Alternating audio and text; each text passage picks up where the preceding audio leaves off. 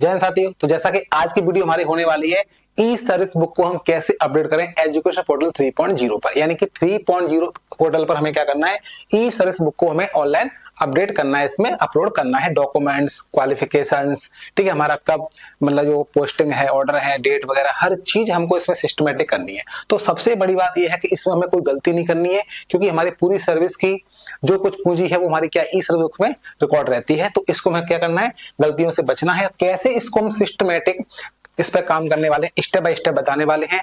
जो हमारे डॉक्यूमेंट्स हैं उनको हमें केबी में कैसे कन्वर्ट करना है, ठीक है, कैसे उनको अपलोड करना है, क्या तो इसकी पूरी प्रोसेस होने वाली, इसको समझते हैं। ठीक है, तो सीधे हम चलते हैं, हम क्या गूगल पे आते हैं, यहाँ पर हमें एजुकेशन पोर्टल 3.0 पे पहुंचना है। जैसे यहाँ पर हम क्लिक किया हमने, ठीक है, इस पे गए हम एजुकेशन पोर्टल 3.0 पर। जैसे ही हम जाएंगे तो इस पे हमें सबसे पहले क्या करना है, हमें लॉगिन करना है। ठीक है, तो यहाँ पर अपन क्या कर सकते हैं, अपनी यूनिक आईडी जो हमारा यूजर नेम है, यूनिक आईडी और हमारा जो पासवर्ड है उसको हम इसमें फिल करेंगे और यहाँ पर कैप्चा को फिल करके हम लोग क्या कर लेंगे, लॉगिन कर लेंगे। ठीक है, तो जैसे ही आपको क्या, अगर आप मोबाइल पे कर रहे हैं तो इस चीज का ध्यान रखना आप कि यहाँ पर डेस्कटॉप टाइप पर टिक कर लेना है। ठीक है, इसके बाद हमें क्या करना है, सबसे पहले यहाँ पर देखो एम्प्लॉय डायरेक्टरी, हम सीधे किस पे जाएंगे, एम्प्लॉय डायरेक्टरी पर। अगर आप इस पर नहीं पहुंच पाते हैं तो यहाँ पर एक एरो का ऑप्शन आता है, उस पर क्लिक करोगे तो आप यहाँ पर इस टाइप से ऑप्शन खुल जाएंगे। जैसे आप एम्प्लॉय डायरेक्टरी पे क्लिक करोगे, ठीक है, जैसे आप इस पर क्लिक करोगे यहाँ पर देखो ऑप्शन आएगा ई सर्विस बुक।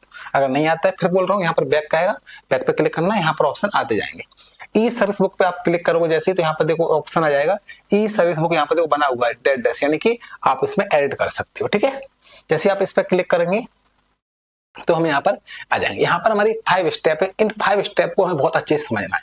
ठीक है, इसमें हमें कोई गलती नहीं करनी है, जो मैंने काम यहाँ पर मैं कर चुका हूँ, तो ऐसे इस टाइप से आपको ध्यान रखना है। सबसे पहले हमें क्या करना है, सबसे पहले प्रोफाइल फोटो। यहाँ पर प्रोफाइल फोटो में आपके 2 फोटो आएंगे, एक तो आपका स्वयं का फोटो आएगा जो अपना ये 2 काम कर सकते हो। इसमें क्या करना है, आपको अपना फोटो जो है गैलरी में रखना है, उसको उस फोटो को क्लिक करके आप उसमें ले सकते हो। ठीक है, इसको ध्यान रखना कि जो फोटो आप गैलरी में रखने वाले हो वो क्या है, आपका लेस देन 200 केबी, यानी 200 केबी से कम होना चाहिए।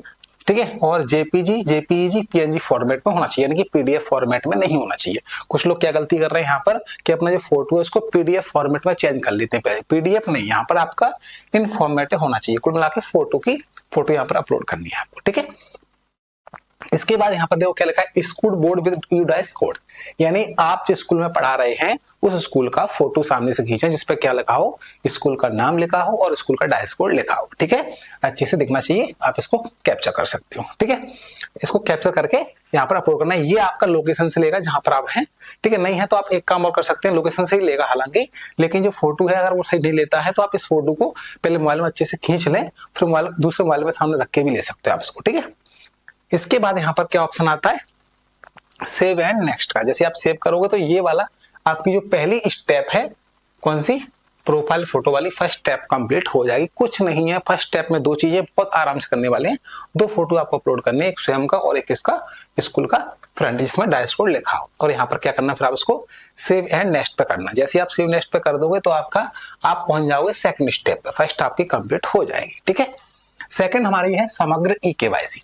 समग्र ई केवाईसी, देखो ये जो हम करने वाले हैं इसमें ज्यादा कुछ टाइम लगेगा, बहुत सिंपल है, 15-20 मिनट का काम है वैसे, बट इससे पहले हमें जो कोई काम करके रखना है उसमें टाइम बहुत लगता है। ठीक है, वो चीज हम बताएं क्या करके रखना है उससे पहले, तब जाके इस पे आप स्टार्ट काम करना है। ठीक है, देखो समग्र ई केवाईसी, इस पे आपको क्या करना है, जैसे आप इस पे क्लिक करोगे तो यहाँ पर क्या है आएगा, आपका समग्र आईडी डालोगे जैसे आप, उसके बाद क्या है, मोबाइल नंबर डालोगे तो ओटीपी के लिए आएगा। ठीक है, जैसे आप ओटीपी आएगा उस ओटीपी एंटर करोगे तो यहाँ पर 2 चीज आ सकती हैं। एक आपकी आ सकती है कि ई केवाईसी ऑलरेडी पहले से पोर्टल पर क्या है, अपडेट है।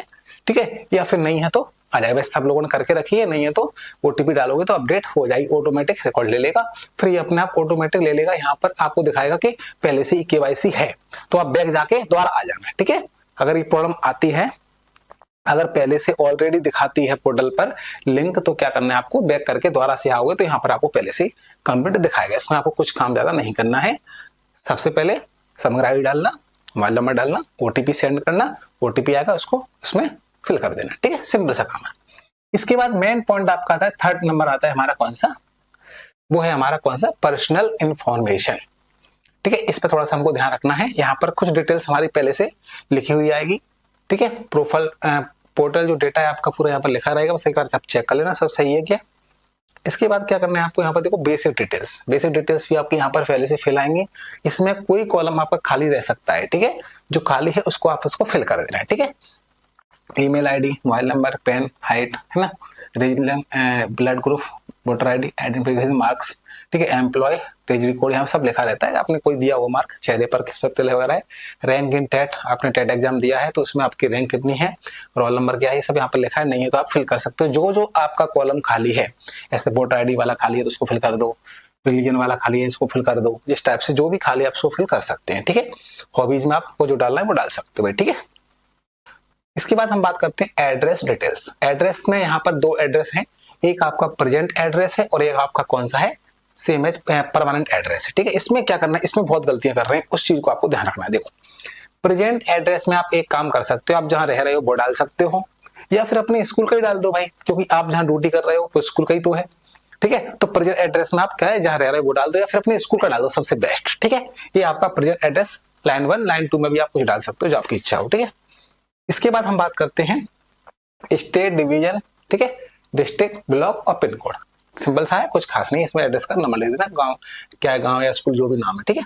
इसके बाद देखो सेम एज प्रेजेंट एड्रेस, अगर आप सेम करते हो तो ऊपर लिखा है वो पूरा नीचे लिखा जाएगा, आपको सेम नहीं करना है, ठीक है। यहाँ पर आप कौन सा डालना है, परमानेंट एड्रेस। परमानेंट अगर आपका वही है जहाँ स्कूल में वहीं रह रहे हो तो कोई दिक्कत वाली बात नहीं, आप सेम कर सकते हो। अगर वो नहीं है तो आप यहाँ पर आपके घर का जो भी पता है, state, division, district, block, pin code जो भी है आप उसका फिल करके एड्रेस यहाँ पर डाल सकते हो, ठीक है। बिल्कुल आसान है, कोई इसमें इतना इशू नहीं है।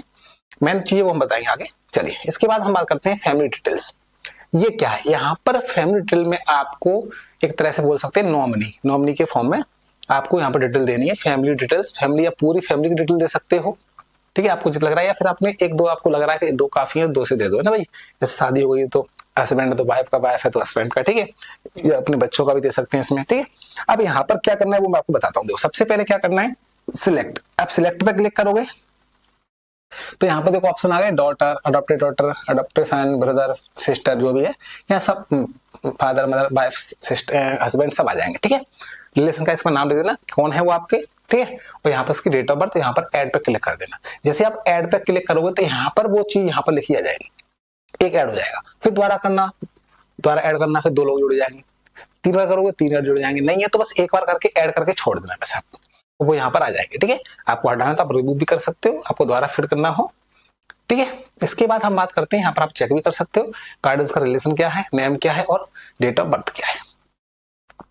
स्पाउस डिटेल में वही है, अगर आपकी शादी हो गई है, मैरिड है, तो यहाँ पर ऑप्शन आते हैं हमारे बहुत सारे, आप इनमें देख लीजिए कि married and spouse is not a regular employ, married and spouse and employ of MP state school, या जो भी यहाँ पर जितने भी हैं ऑप्शन पढ़ के आपको जो लग रहा है वो आप कर सकते हैं इसमें, ठीक है। इसके बाद हम बात करते हैं डिटेल्स। यहाँ पर कुछ नहीं करना आपको, संकुल के लिए बोला गया है। यहाँ पर देखो अगर डिसेबिलिटी आपकी है, हेल्थ एंड डिसेबिलिटी है तो वैसे है तो यहाँ यस आएगा, नहीं ऑलरेडी पहले से नो है, यहाँ पर ऑलरेडी पहले से ही।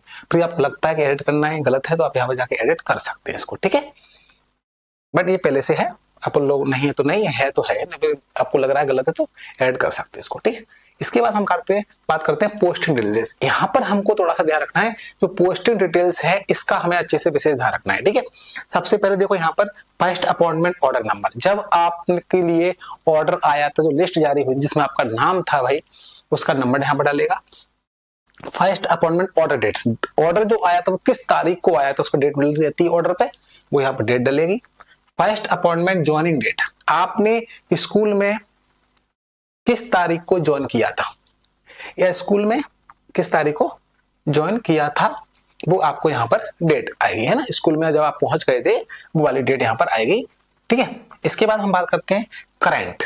करंट में भी अगर आप वहीं हो, अभी आपका ट्रांसफर नहीं हुआ है या प्रमोशन नहीं हुआ है, कहीं भी नहीं, आपका पहले से है वहीं पर ही हो, तो ये सब डिटेल आपकी नीचे भी पूरी हुई आ जाएगी, ठीक है। सेम वही करंट, पोस्टिंग, सब कुछ आपका पूरा हुई आ जाएगा ना। हालांकि इसमें करंट पोजीशन ऑर्डर है, करंट में कौन सा पोजीशन ऑर्डर हुई आ जाएगा, करंट पोस्टिंग ऑर्डर डेट किस तारीख को है वो डाल देंगे, पोस्टिंग ज्वाइनिंग डेट, और यहाँ पर सब कुछ है। अगर आपका ट्रांसफर वगैरह हो गया है तो यहाँ पर ऑप्शन आते हैं, तो यहाँ पर ट्रांसफर है हो गया है तो यहाँ पर आपका कौन सा है जो करंट में आया है वो ऑर्डर नंबर डाल दो, डेट किस डेट को आया था, और फिर आपने ज्वाइनिंग कब ली थी, है ना, जहां पर आप गए ट्रांसफर करा के, जो भी है। ये स्कूल में गए हो तो इस स्कूल में ऑर्डर जो आया था वो क्या नंबर था उसका, किस तारीख को आया था, किसको फिर आपने ज्वाइनिंग की, सेम तीनों चीज वही है आपकी। इसके बाद आप जैसे ही यहाँ पर क्लिक करोगे, यहाँ पर टिक करोगे तो नीचे आपके दो ऑप्शन आ जाएंगे। एक हमारा आएगा फर्स्ट अपॉइंटमेंट ऑर्डर का डॉक्यूमेंट है, यानी पीडीएफ हमको अपलोड करनी है, लेकिन अप टू 200 KB यानी कि 200 KB के समथिंग, ठीक है, 200 KB से ज्यादा नहीं होना चाहिए। सेम यहाँ पर भी कि 200 KB से करंट पोस्टिंग, अगर आपका कोई करंट वाला है, आपने यहाँ फिल किया है तो यहाँ फिल करोगे तो यहाँ खुलेगा, फिल नहीं करोगे तो ये नहीं आएगा आपका, ठीक है। जैसे आपने फिल किया यहाँ पर आ गया तो यहाँ भी आप इसको अपलोड कर दोगे, ठीक है। 200 KB वाला है, 200 KB तक आप उसमें कर सकते हो, ठीक है। ये पहले शायद 100 KB था, 200 KB कर दिया गया इनने, चलो भाई 200 KB का अच्छी बात है कर दिया, क्योंकि 100 KB में क्या हो रहा था, बहुत ज्यादा ब्लर हो रहा था, हम लोग इसको 100 KB में कन्वर्ट कर रहे हैं ना, तो बहुत ज्यादा ब्लर हो रहा है। अब यहाँ पर आप कहोगे सर ये तो 20-25 पेज की अपने ऑर्डर आया था पहला, तो भैया आप उसमें एक काम कर सकते हो, ब्लर ज्यादा हो जाएगा, 200 KB 100 KB में नहीं दिखेगा, तो आप अपने नाम वाला पेज या पहला पेज आप ऑर्डर अपलोड कर सकते हो, लास्ट वाला लेना तो ले सकते हो, वरना फिर 2 पेज से भी काम चल जाएगा, वरना पहले पेज से भी काम चल जाएगा, ठीक है। जैसी आपकी इच्छा हो, 2-3 पेज ले सकते हो, 1 पेज भी ले सकते हो, बट पूरे तो लेना, उसमें पॉसिबल नहीं हो पाएगा, देख लेना अपने हिसाब से, अगर हो जाता है तो अच्छी बात है। यहाँ पर आप करोगे अपडेट एंड नेक्स्ट पे क्लिक, क्लियर है भाई। अपडेट नेक्स्ट पे क्लिक करोगे तो आपके 3 स्टेप पूरे जाएंगे, आप पहुंच जाओगे 4थी स्टेप पर भाई, ठीक है। कोई दिक्कत, यहाँ तक कोई दिक्कत है बताइए, कोई भी दिक्कत है तो आप कमेंट करना, नो टेंशन, रिप्लाई आपको तुरंत मिलेगा।